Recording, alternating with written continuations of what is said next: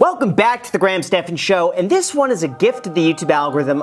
I can't even make this stuff up. I went online to try to find a video to react to, and the YouTube algorithm placed this one right on the homepage. I could tell we got this video early because it's got 210,000 views in 2 weeks from a channel with only 14,000 subscribers. So I guarantee this video is about to hit 1 million views, and we're about to see why, because $3 million in 6 months as a 20-year-old, what's she doing? What's going on here? We're going to get to the bottom of this as soon as you hit the like button and subscribe, because we're closing in on 1 million subscribers. It would be amazing, as she is closing in on 1 million views in this video. So thank you so much, and now let's begin. I made $3 million in just 6 months as a 20-year-old female entrepreneur, and you can too. Growing up, I was... You know what's weird? She kind of reminds me of like a female Alex Hormozy. Very similar style, very similar like scripting, hook in the intro. I wouldn't be surprised if she's at 100,000 subscribers like that. She did that Mr. Beast style where it like shows the text in the very beginning, like text like this on the screen here. That sort of stuff. I don't know, it's hooky. It gets people watching. I was always in like the advanced classes in high school. I was in the AP, the honors classes, and so even being separated. Weird flex, bro. No, I'm just kidding. I hated math. The only math I could do is like just addition, subtraction.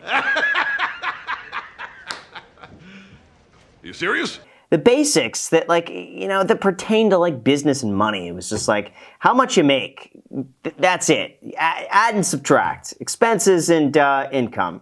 That was it. I went through so many different phases of trying to figure out what I wanted to do. I remember there was a point in time where I wanted to be an engineer. I wanted to be an interior designer. My sophomore year, I lived with my dad. That same year, my brother Jamil lived with my dad, and we were always super close. First day I got there, he took me to his room and he showed me this stack of books that he had. And one of them was called How to Win Friends and Influence People. Ooh, great book. Highly recommend that book.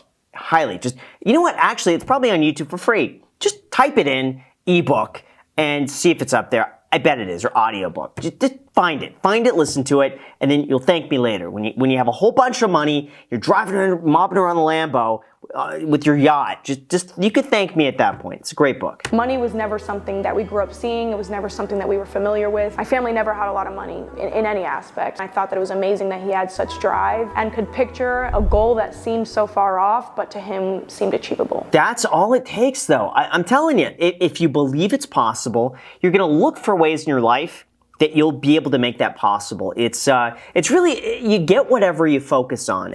It's out there. I'm gonna find it. I'm not gonna give up.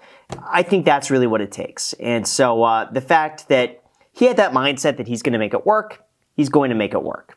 I really realized that life is so short, and the fact that my brother was taken at 22, I was only 16, and he was one of the closest people to me, and so I never understood why he was taken so soon. I didn't understand it. I was going through my own grieving process. It changed everything and put life into a different perspective. I really got very selective with what I was putting into my mind, the people that I was hanging around. I got very isolated. I started really just focusing on my art, on working, and really just being alone and focusing on my family. Man, that's gotta be tough, but that really would put it in perspective, just like how fragile life is, and you can't waste it. Like, you can't afford to not pursue what you really want to do.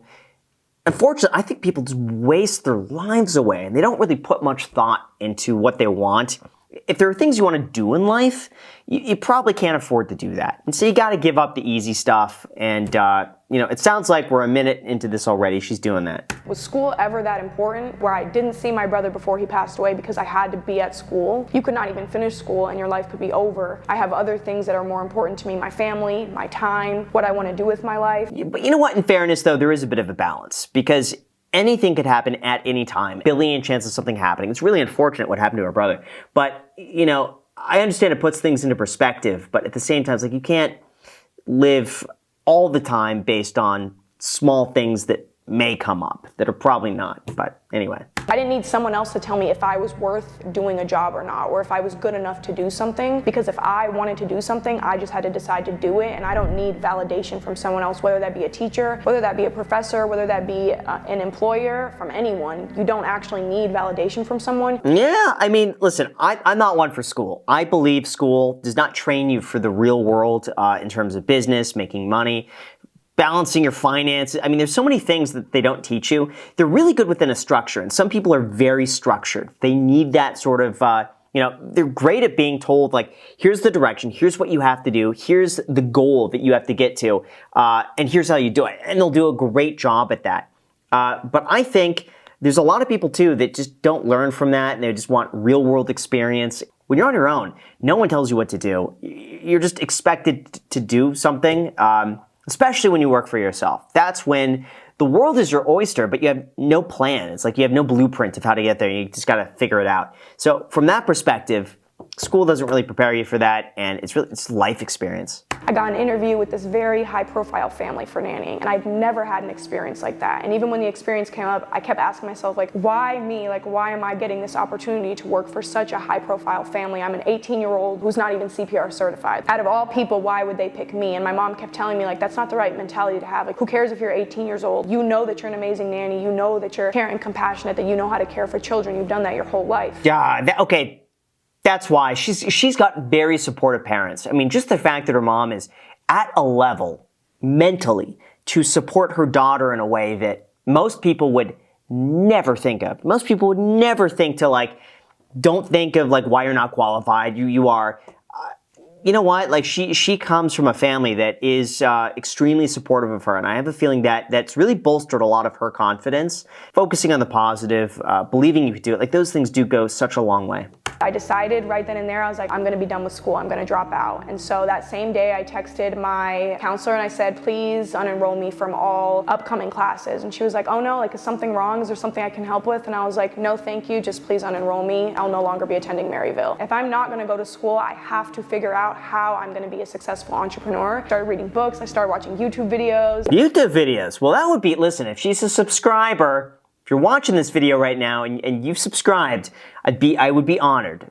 There's no pressure though, but would be pretty cool, especially if you got a free stock at public.com/Graham, our sponsor, down below in the description, because that could be worth all the way up to $1,000. If you guys are interested in that, the offer is down below. That would help out tremendously, so thank you guys. Finally started Airbnb, and Airbnb actually went amazing for me. I started off by renting, figured out what worked and what didn't work, and then everyone started seeing, like, this 20-year-old girl is making 5 figures a month, is making $40,000, $50,000, $60,000 a month from Airbnb without renting any property. Everyone started asking a ton of questions. So after we started our coaching business, we kind of just kept scaling and growing. We made up to $60,000 in a month from Airbnb. Jeez, okay, now the $60,000 a month, I'm curious if that's net or revenue. I have a feeling it's revenue.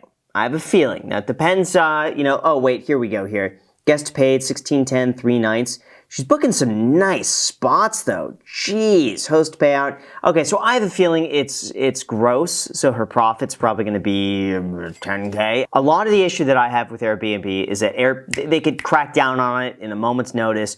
So many variables with that, but it can be profitable. I told my brother, I don't think you need to go to college, but that's just me. I promise you this month, I'm gonna make $100,000 this month. June of 2022, I made $100,000 in a month. That was my first 6-figure month. After that, I told my brother, like, I'm gonna make $200,000 this month. In July, we made over $200,000. So this, if she's doing sales, net volume, $90,000 a month, the overhead on that's probably very low.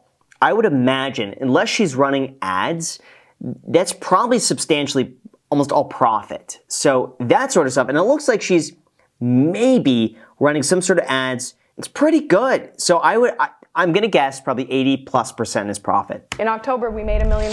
November, we made $1 million. Finishing up the end of the year, we generated over $3 million from our Airbnbs and also from our coaching. The intentional actions, the positive mindset, and actually living in what you say you're going to do, that's how we made $3 million. Why does this remind me so much of Alex Hormozi? It could be the editing or maybe her tonality in the video. Reminds me very just like point blank, this is what it is, no BS. Check out Alex Hormozi's channel. Tell me it doesn't look extremely similar. But you know what? She is on the right track. Even being an entrepreneur and being a female or being a minority, it's definitely different. People look at you different. I walk into places, no one knows I have money, and they look at me, they kind of brush me off because they wouldn't think that I have money. Or I walk into a business setting with Bryson and they immediately talk to Bryson because they don't think that I have anything to do with the business, they just think that I'm there. But what they don't know is that I'm actually a female entrepreneur. And just because you're a woman doesn't mean that you can't be driven, that you can't be outspoken or say how you feel. We need more of her, you know? Honestly, I think female entrepreneurs, they're not enough out there, especially speaking to like a female audience. That's a segment of YouTube I would love to see more of, and I think so far I like it. I think a big thing is learning who to listen to, because what I learned is that everyone has an opinion, but if they don't have what I want, or they don't have the lifestyle that I want to live, or hold the same values as me or the same morals as me, as much as I love them and as much as I respect them, it doesn't make sense for me to listen to them because they don't have what I want. You know what's interesting? So someone told me this, or I read it somewhere. Don't take advice from people you wouldn't go to and ask for advice. So when someone comes up and says, oh, you should do this and this and this and this. If you don't do that, you're doing it right. if you wouldn't have gone to that person and asked, don't take their advice. So take the advice of the people that you really respect, that have what you want, and if they don't, then just, listen to it, obviously. Maybe take it into consideration, but wouldn't take that stuff to heart. If you don't fit in, you don't have to feel like you have to conform to society or to what people want you to be. Each day that you're intentional, little by little, even when you don't know it or when you can't see it, you're building the life that you want. You have to know what you want and be intentional behind it every day, and it'll come to you. Geez, fantastic video. I really like this. I see, okay, she linked to this in the description. 5 steps to get your first yes. Want to make money from Airbnb, set up your business. Yes, you want to attend. Okay, so this is what she's doing. She's running traffic to this. And then when you want to attend, you're going through probably a seminar or a master class or something like that. It's most likely pre-recorded. I'm guessing it is. It might not be. And then those are the spikes, So, you know what? Honestly, good business. It seems like she's doing fantastically well. I'm going to, oh my gosh.